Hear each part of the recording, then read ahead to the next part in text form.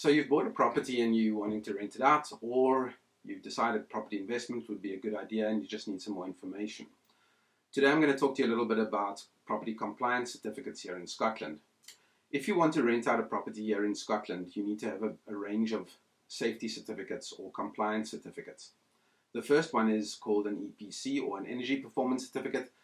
An Energy Performance Certificate will give you the energy usage of the property, and it will give you an idea of how well insulated it is so that it can retain heat, for instance.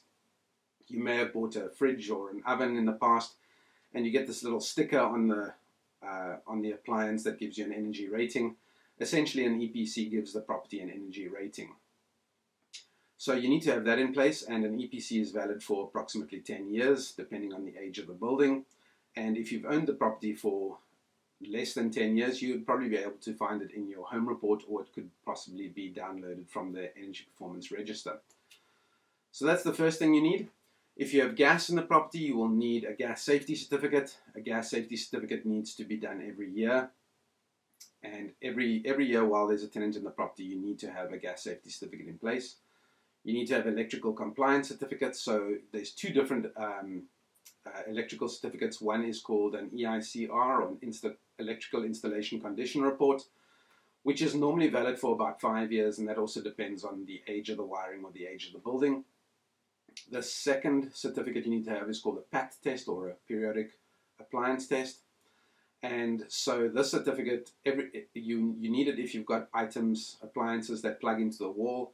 So for instance, if you have a kettle or a toaster, a fridge, anything like that, lampshades that plug into walls, you will need to have a PAT test. And that's where they come and test each appliance, and they put a little sticker on the appliance telling you if it's passed or if it's failed, normally with a date on it as well. A PAT test is valid for normally for 2 years.